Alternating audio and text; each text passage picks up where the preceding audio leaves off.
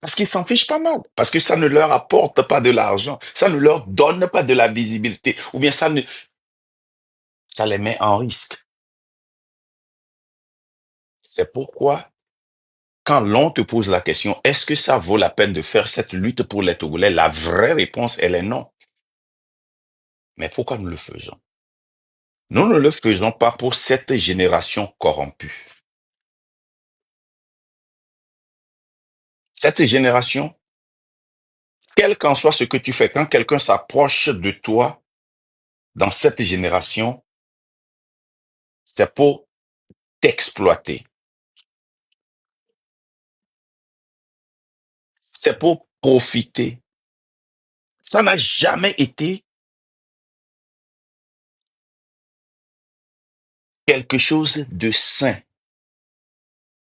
Même dans la lutte politique, les gens sont toujours à l'écart et quand ils voient que ça commence pas à marcher, ils viennent pour profiter. Quel poste je peux avoir? Quelle position je peux avoir? Comment est-ce que je peux me placer? C'est ça ce que nous sommes. Donc la question est-ce que ça vaut la peine de lutter pour les Togolais, pour libérer le Togo? Est-ce que Marc Nda, ça vaut la peine de mettre ta vie en danger, la vie de ta famille en danger? Non, pour cette génération, non, ça ne vaut pas la peine. C'est peine perdue.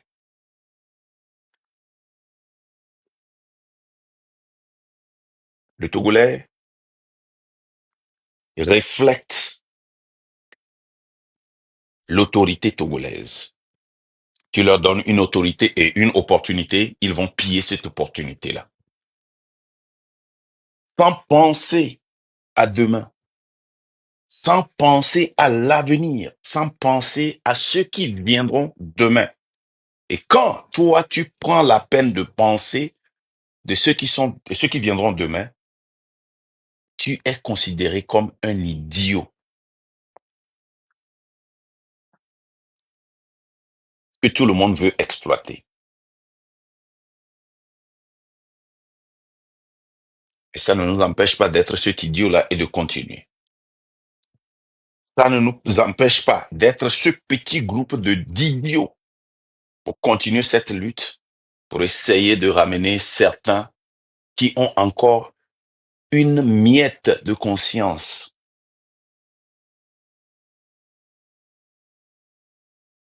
Ça ne nous empêche pas de continuer par amener certaines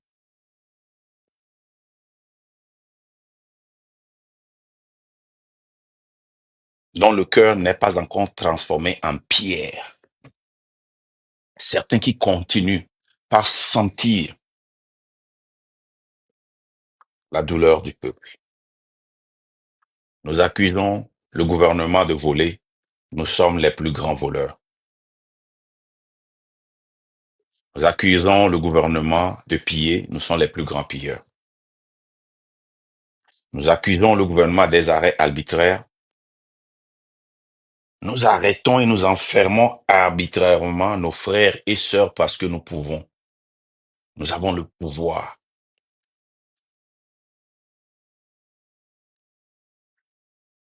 Nous pouvons vendre un terrain à 5 personnes. Parce que ce manque de conscience, nous l'avions hérité de la tête. Et la queue reflète la tête. Tu vois la queue, tu sauras que c'est un chat, c'est une panthère, c'est un lion, c'est un chien. Est-ce que nous sommes devenus? Expliquez-moi pourquoi nous luttons contre un dictateur, mais nous soutenons les autres dictateurs des autres pays. Parce que ça nous donne une opportunité. J'en discutais avec ma sœur Farida après une réunion que nous avions fait aujourd'hui.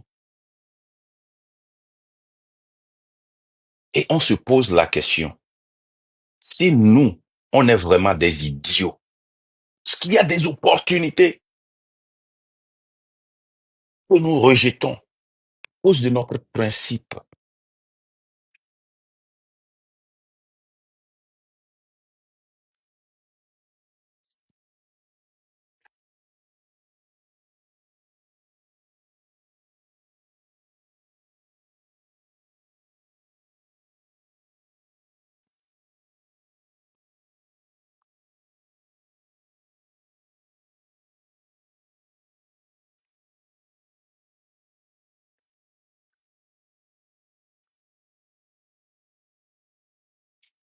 Une seconde, hein, les gars.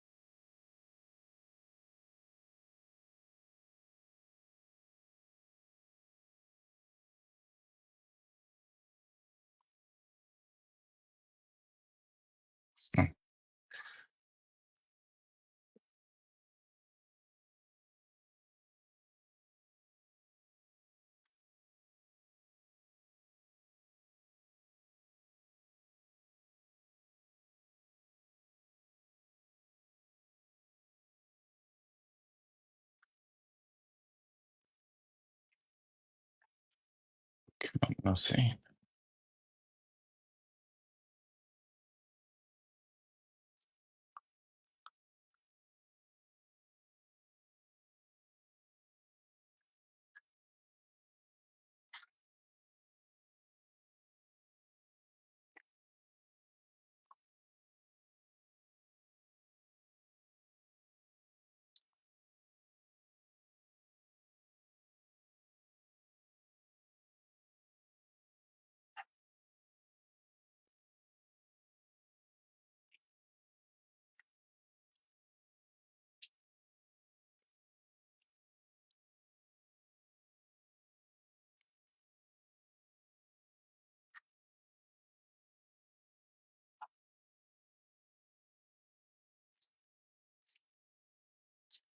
Excusez-moi, je devais régler quelque chose de très rapide, et très rapidement. Donc, je disais que on se posait la question, on se disait, est-ce que nous sommes des idiots? Pourquoi nous avons tellement d'opportunités, mais à cause de nos principes, on dit non. Mais certains s'en vont chercher ces opinions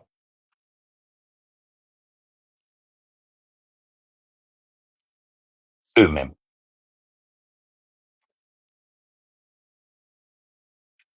Est-ce que nous avons des valeurs? Est-ce que nous avons des principes? Qu'est-ce qui garde notre conscience? Quelle est la morale qui nous guide?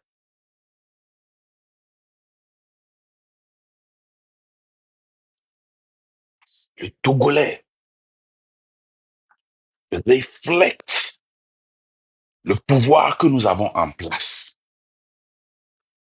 Le Togolais peut te détruire à n'importe quel moment sans penser aux conséquences. Mais nous, nos valeurs, même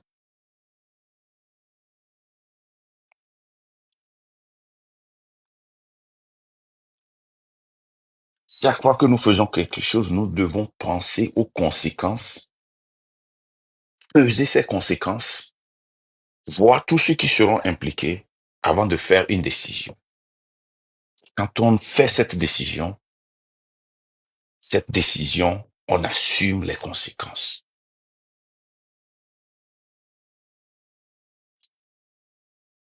Nous avons une armée qui n'est même pas considérée comme une armée dans la sous-région. Nous vous avions montré ça la dernière fois. Elle n'est pas considérée comme une armée dans la sous-région. Quand vous allez,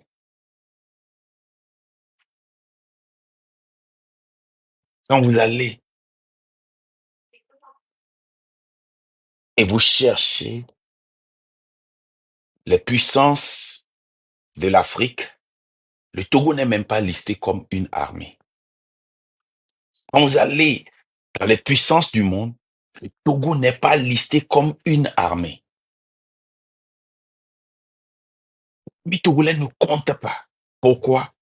Parce que le gouvernement, pour son propre profit, a transformé l'armée togolaise en une institution qui serve ses demise.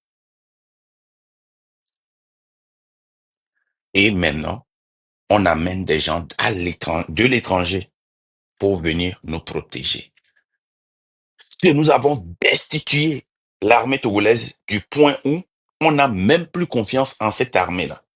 Parce que l'armée n'est pas guidée par une morale, une éthique, une conviction. Elle n'est pas une armée républicaine. Elle n'est pas une armée patriotique. C'est pourquoi le Togo, le chef de l'État togolais, la vie du président de la République togolaise dépend des étrangers. Vous allez voir une vidéo. Si la légende vient, et taguez-moi dès que la légende arrive ici. Une vidéo qu'une de nos sœurs a jouée hier, que nous allons jouer aujourd'hui. Vous allez comprendre que quand Eyadema était mort en 2005, le journaliste a dit, je cite, la fin des coups d'État en Afrique. Ça veut dire que le Togo est une base utilisée comme un foyer pour préparer les coups d'État. À l'heure où je vous parle, les mercenaires qui ont été utilisés pour déstabiliser la Côte d'Ivoire sont toujours au Togo.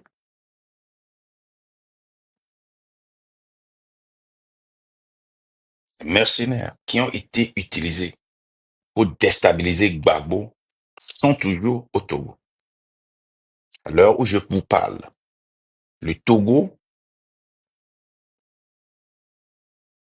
est la place qui est utilisée pour préparer un coup d'État contre le Burkina Faso. Et ça reflète notre vie. Ça reflète le comportement des Togolais. Nous le voyons partout, dans nos business, dans nos affaires. Nous devons payer quelqu'un pour monter à un niveau supérieur. Très difficile de trouver quelqu'un qui est togolais, qui est devenu millionnaire ou milliardaire au Togo, sans avoir corrompu X ou Y. C'est devenu normal, nous l'avions accepté, parce que notre gouvernement est un gouvernement corrompu. Et nous acceptons cette corruption. N'importe quel papier que nous devons faire au Togo, nous devons corrompre. N'importe quelle affaire que nous devons faire au Togo, nous devons corrompre. Et nous devons corrompre l'autorité pour enfermer nos frères et sœurs, pour terroriser nos frères et sœurs. Quand quelqu'un tu dois corrompre quelqu'un, même si tu as raison, pour te faire justice. Si tu es malade et que tu vas à l'hôpital et tu dois te traiter, que ce soit dans une clinique ou dans un hôpital public, nous devons corrompre. Nous devons corrompre avec les paroles, nous devons corrompre avec l'argent, nous devons corrompre avec les matériels pour pouvoir avoir un service adéquat. Sinon, même à l'hôpital, le docteur est capable de nous tuer pour montrer à l'autre que si toi tu ne le fais pas, ce serait ton tour. Vous aviez eu des témoignages ici. Nous avions eu des témoignages ici où l'ambulance a amené des gens à l'hôpital. Et pour des raisons X ou Y, l'ambulance ne peut pas rentrer dans l'hôpital. Et pour transporter la personne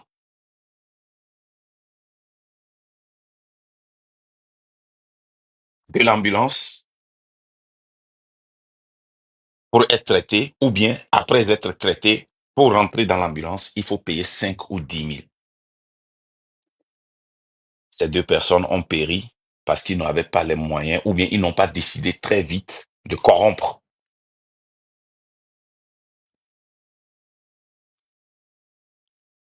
Donc, je vous le dis, Est-ce que ça vaut la peine de se sacrifier pour les Togolais pour faire cette lutte?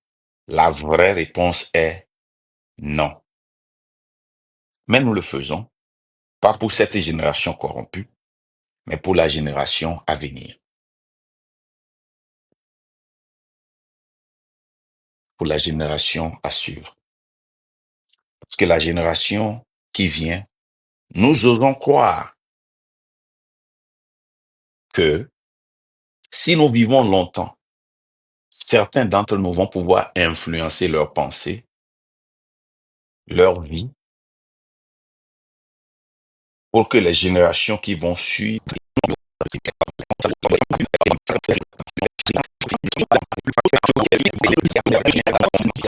il a pu collecter seul en indemnité 903 000. Nous savons très bien que tout ce qui va dans le train de la liberté, nous sommes d'accord avec tout le monde, tout ce qu'ils font dans le train de la liberté. Mais si c'est Marc qui doit être le leader, quelqu'un qui met à l'écart, non, on peut Moins de rester dans l'esclavage 15% encore, de son salaire pour on sa s'en fout. retraite.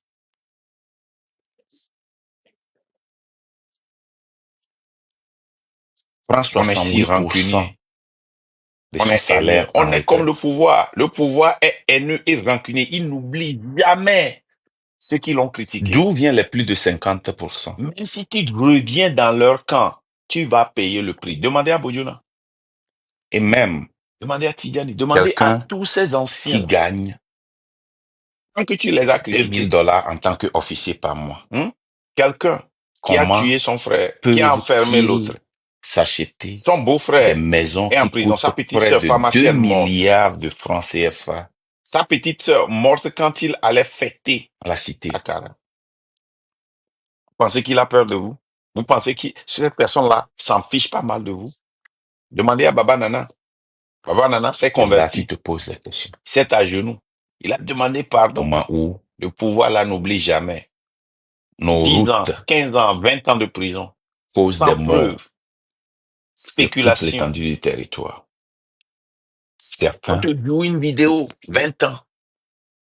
Au Togo. utilisent 15 000 dollars pour s'acheter Ça, on s'en fout. seulement des Tant que baffes, Marc ne me parle pas avec respect,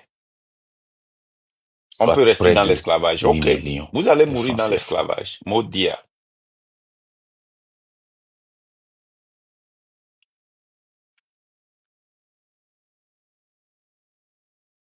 Selon 10 000 Qu'est-ce qui est personnes normal au Togo? meurent chaque année, comme en Haïti, où il y a Qu'est-ce qui une est guerre normal? civile, ou bien Dans quel pays les autre mafieux que ont le Togo? pris en otage la population.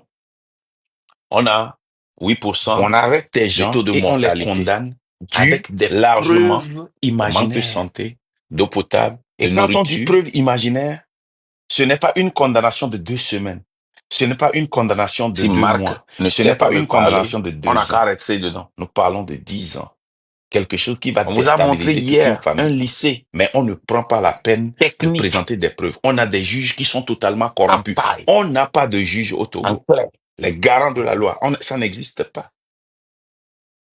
en clair. Les députés corrompus travaillent pour le chef de l'État. Nous parlons de 3 gouvernements et maintenant, on n'a qu'un seul gouvernement. 8% de 7 millions, c'est 700 000. Et de 9 millions, c'est 700 000. Je vois ça. C'est Dans combien? ce Je sais pas. pays-là, Parce que je on disais, t'arrête, on prend tes portables pour non, ça ne voir doit si pas on être peut 700 trouver 000, des c'est trop. preuves. Mais tu as été déjà battu, tu as été déjà kidnappé, tu es déjà enfermé.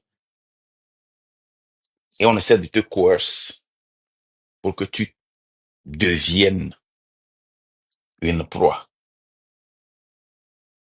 Quelqu'un te hait, tu dis quelque chose sur quelqu'un, même si c'est une vérité que la personne n'aime pas. L'accusation commune, diffamation de caractère. Le mot diffamation n'a plus de sens au Togo. Le mot diffamation 8% de veut 9 dire appelle mon millions. nom. Le mot diffamation veut dire parle de moi maintenant au Togo. C'est-à-dire le nouveau dictionnaire togolais a changé le sens de diffamer. Oh, mais pourquoi je m'excusais là? Je me suis excusé ici parce que je pensais Nous que j'avais vivons dans un ça. Togo où la jeunesse même qui souffre se lève et jette des pierres à la personne qui est venue pour la Vérifiez, sauver. voici 8%, ça fait 720 000. Des personnes qui sont Mais pourquoi je venues pour la m'excusais alors? défendre. Attendez, Ils je vais voir quelque préfèrent chose. écouter ceux qui sont comme eux, Je vais qui voir sont quelque sortis, chose. mais qui veulent qu'ils restent dans cette situation. Vous pouvez imaginer ça? Nous savons que le Togo ne va pas, mais nous allons rester dedans. Ok, la personne qui dit ça mange bien. La personne qui dit ça n'est pas chez vous. Oui, c'est Et la personne vous dit 8%. de rester De 9 là-bas. millions d'habitants, ça Et fait ça va. combien? Vous préférez ça. Vous préférez le diable.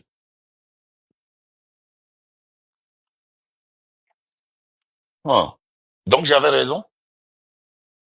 Ok, je vais vérifier ça. Je vais vérifier ça après. C'est dans ce pays que nous vivons. Parce que je me rappelle, je disais plus de 700 000 et puis je me suis excusé parce que je pensais que c'était... Nous vivons dans ce pays où ces gens-là savent taper sur votre émotion. Ils savent où est votre émotion. Ils tapent sur ça et vous tous vous vous agitez.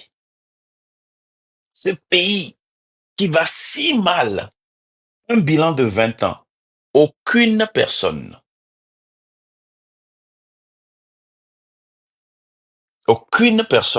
de l'UNIR hier peut toucher quelque chose. Bilan, non, non, non, on ne veut pas parler de bilan. Tu ne peux pas m'obliger à parler de bilan. C'est ce qu'ils disent tous. Ne m'oblige pas à parler de bilan, c'est pas ça le sujet.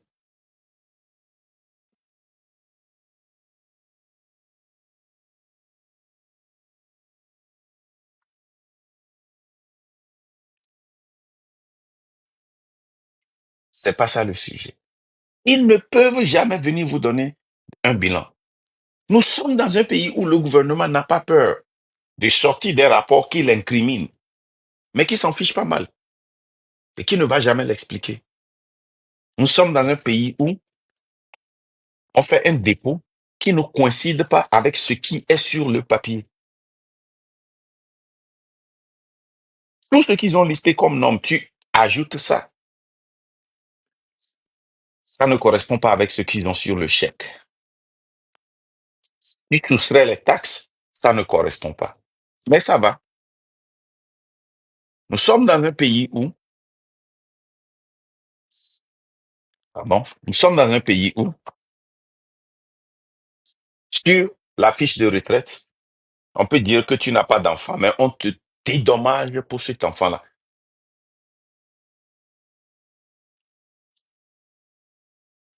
Mais ça va. Nous sommes dans un pays où, dans une phrase, un responsable peut licencier quelqu'un qui est accusé de donner du boulot à quelqu'un qui a du boulot et qui travaille avec lui et qui fait le même travail.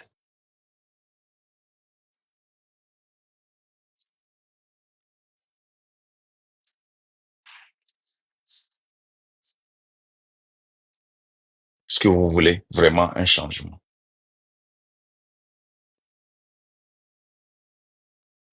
Est-ce que vous voulez vraiment un changement? Est-ce que nous sommes différents du gouvernement? Est-ce que notre manière de faire, notre manière de penser, notre manière d'agir, si nous faisons une introspection, le retour sur soi de l'esprit, pour repenser ce qu'on avait pensé, pour revoir notre comportement, est-ce que c'est différent de lui? Je parle de la corruption, du vol, de l'intimidation, de tout ce que nous faisons que le pouvoir fait.